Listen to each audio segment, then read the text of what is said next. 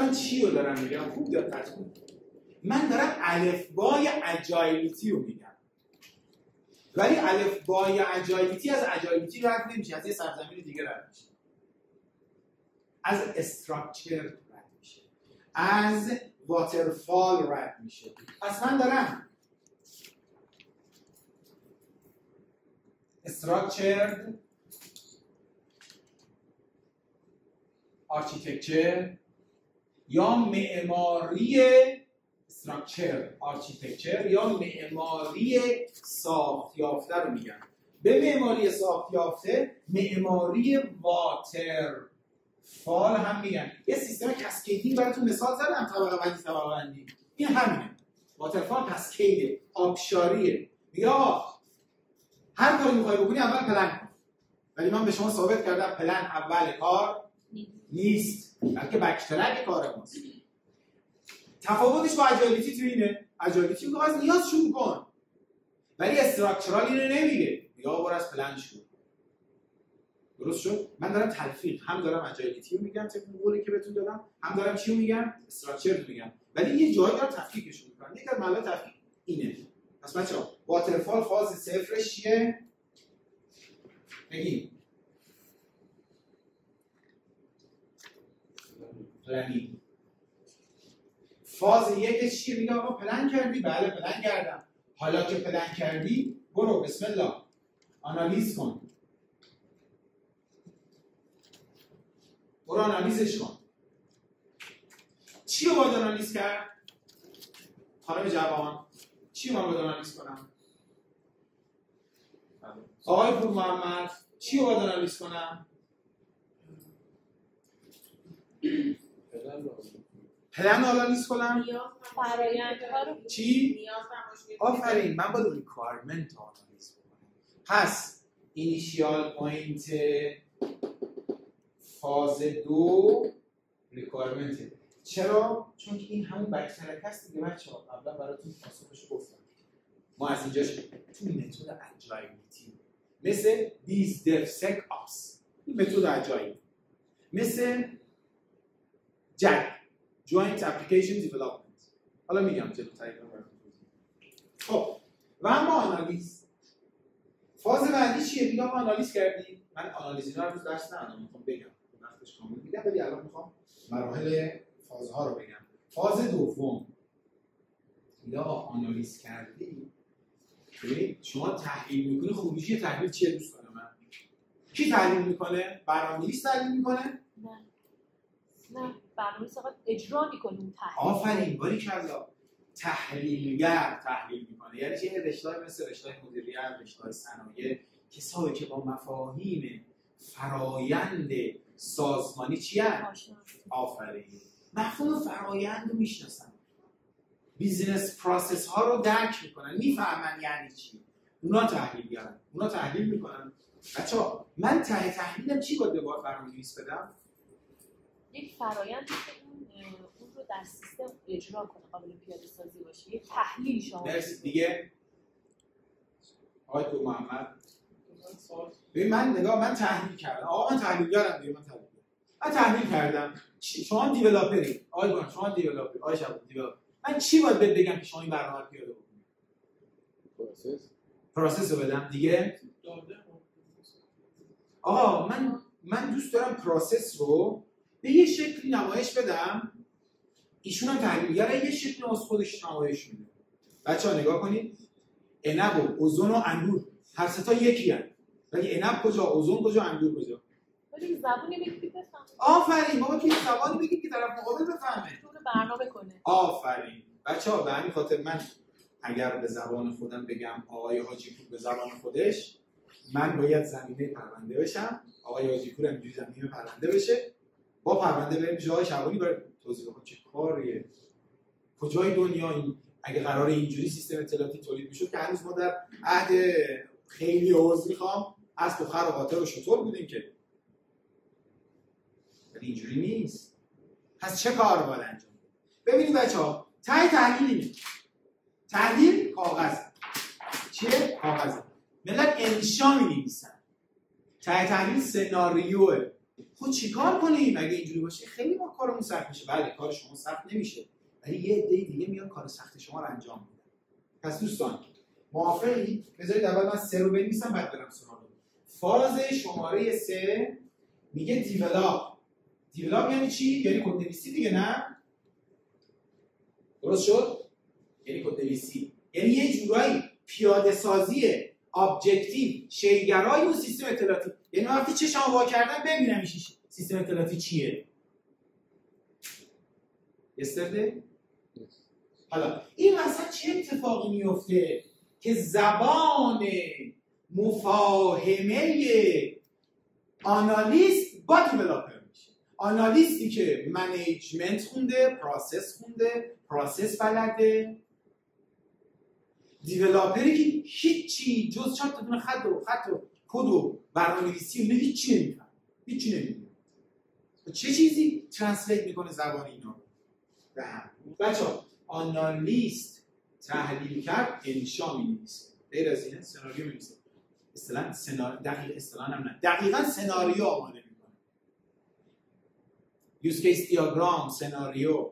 این سناریو رو میده به دیزاینر اینو در قالب چارت و گرافیک تحویل دیولاپر میده. الان ببینید چقدر زبان مفاهمه ساده‌تر شد. شما یک عکس رو ببینید دیتای بیشتر، اطلاعات بیشتری ازش میگیرید، یا یه متن رو بخونید. نگاه 10 صفحه نوشتاری رو میشه توی یک عکس چیکار کرد؟ اطلاعات شو نمایش داد. غیر از اینه تبدیل دیگه، این ابزار تبدیل زبان تحلیلگر به برنامه‌نویسی. آفرین، به زبان قابل فهم برنامه‌نویسی. و این ابزار چطوری اتفاق میفته؟ چند تا ابزار مهم داریم که به وقتش بهتون خواهم گفت. اولین این ابزار، اولین که نه بچه‌ها، DFD یه ابزار دیتا فلو دیاگرام. آقای تحلیلگر چی نوشتی؟ من نمیفهمم. ولش کن، به من بگو جریان داده توی این سیستم شما چجوریه؟ من جریان داده رو بکشم بیرون. پس شما یه انشا میدی، تحلیلگر یه تکست داکیومنت انقدی میده، یه داکیومنت انقدی میده، بعد من طراح از توش فقط جریان داده رو بکشم بیرون. جریان داده رو بنظر یک نمودار آسه پرینت میکنم میدم، میگم بفهم کل سیستم اطلاعاتی ما جریان داده شید. چه داده ای؟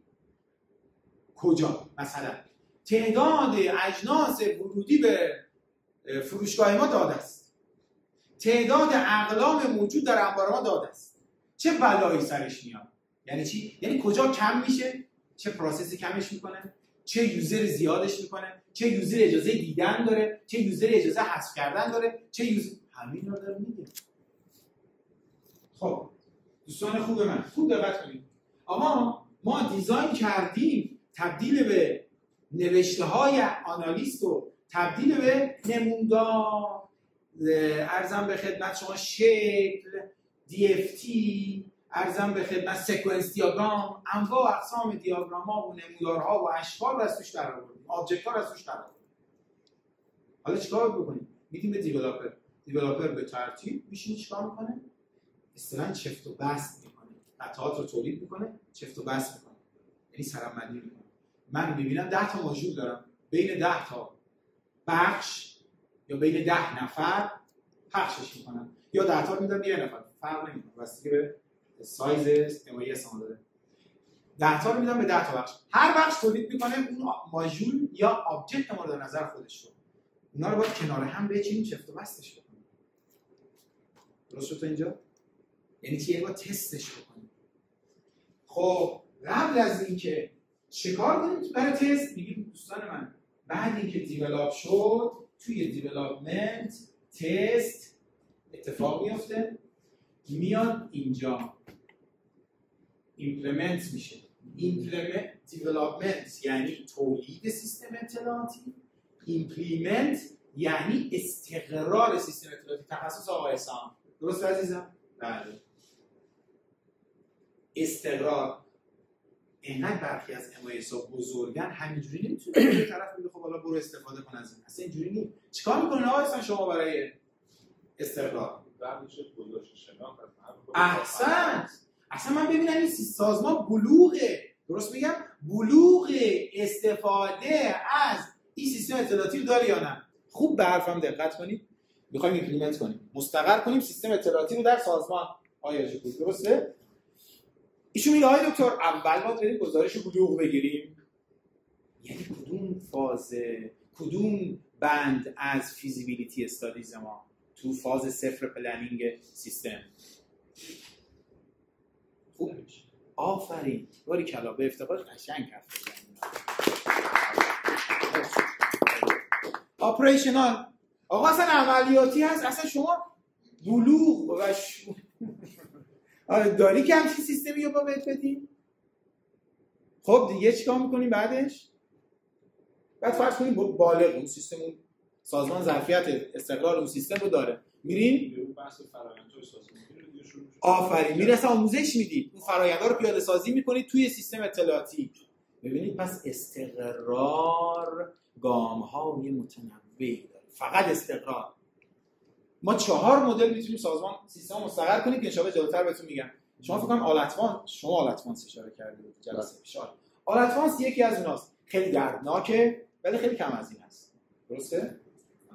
خب و اما تو همین ایمپلیمنت یه کارهای دیگه هم باید بکنیم. البته بعضی از تکست ها ایمپلیمنت رو جدا کردن اینجا، بعضی هم ادغام کردن، من حالا جداش میکنم. بهش میگن maintenance and security. نگهداری تعمیرات یادتون هست، نت نگهداری تعمیرات، این همون نگهداری است و سیستم تعمیر که نداره که همون نگهداری مفهوم تعمیر رو میرسونه. احسنت. امنیت بسیار بسیار بسیار موضوع مهمی برای سیستم اطلاعاتیه. یعنی ما وقتی میگیم آقا سیستم ما رو نگهدار، یعنی سیستم ما رو سیف و سکیور نگهدار. همین. ما شاید تغییرات آنچنانی به سیستممون ندیم، ولی قطعاً برای امنیتش میایم سراغ اون سیستم، کسی که اون سیستم رو تولید کرد، توسعه داد. مثلا بچه‌ها ما یه مفهوم خیلی مهمی توی سیستم اطلاعاتی داریم به نام نتورک سکیوریتی منیجمنت، مدیریت امنیت شبکه. ببینید میگه آقا شما میخوای سیستم سکیور باشه، بیا چیکار کن؟ بیا دیزاستر پلن بنویس. بیا اصلا پلن بنویس، ریسک پلن بنویس. چه ریسکای امنیتی ممکن اتفاق بیفته؟ ریسک امنیتی اتاق سرورم بوم آتش بگیره، ممکن اتفاق بیفته. اصلا نفوذم نه، آتش سوزی معمولی، هیچ رفت آقا شرمنده. مثلا بانک شما پول گذاشتی تو حساب، آقا خیلی ببخشید عذرخواهی میکنم مثلا اطلاعات حساب تو باک شد. یعنی چی میشه؟ من چه پاک شد؟ من پولمو میخوام، پولمو بده. غیر از اینه این توجیه منطقیه براتون؟ نه. پس در هر صورت اطلاعات باید چی باشه؟ وجود اصلا امن باشه، وجود داشته باشه. خب چه کار بکنیم این اتفاق اگر افتاد چه بکنیم که این اتفاق تأثیری رو فرآیند کاری ما نذاره؟ میگه آقا اگر می‌خوای اتفاق نیفته یه کاری کن، بیا از این اطلاعات داپلیکیت کن تو جاهای مختلف. خوبه. چجوری؟ مثلا میگم که آقا هر کدوم از سرورها مثلا 1 میلیارد پولش، 2 میلیارد پول سرورش. چه خبره؟ نمیتونم. خب یه استراتژی دیگه میچینیم. میگیم آقا بیا کاری کن، یه کلاودشون کن. 2 میلیارد هم نده، ما 10 میلیون. نه ما این سالی 1 میلیون. سالی 500 تومن. هزینه‌اش پایینه. یه چیز جالب خیلی خوبه. بچه‌ها به این میگم پلن. نگاه بچه‌ها من میخوام برم تهران. مهمه با چی برم؟ سینه‌خیز برم، پیاده برم، با قطار برم، با ماشین برم، با هواپیما برم. من میخوام برم تهران، با هر شما بریم. ببین استراکچر زمانش طولانیه برای توسعه. اسمش روشه دیگه. اجایل یعنی چی؟ چابک، سریع. بپر میره بالا. تولید شد. بیا بگیرش، ببرش، استفاده کن. ولی استراکچر اینجوری نیست. استراکچر آقا صبر کن، اول صبر کن این فاز 0 تموم بشه، بعد فاز 1، بعد 2، بعد 3. پس زمان توسعه از طریق استراکچر چیه بچه‌ها؟ طولانی. هزینه زیاد. برای پروژه‌های پیچیده اصولا غیر ممکنه. خیلی اما اگر میگم بهتون یه لحظه.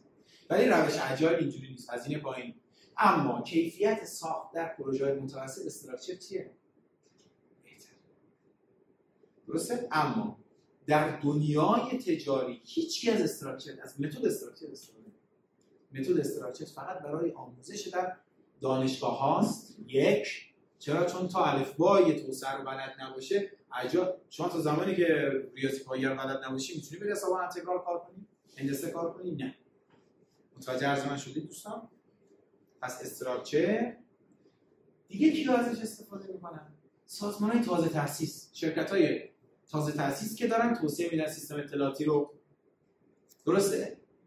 سیستم‌های اطلاعاتی رو دارن توسعه میدن، تازه تأسیسن. اونا هنوز بلد نیستن اجایل کار کنن. چون سختشون اجایلیتی پیچیده است. درست میگم آقای احسان یا نه؟ به راحتی هر کسی نمیتونه، هر شرکتی نمیتونه اجایلیتی رو. خیلی از شرکت‌ها هستن توی مشهد دیگه من تو بالای 70% هنوز دارن از استراکچر استفاده میکنن، ولی کار عاقلانه‌ای نیست.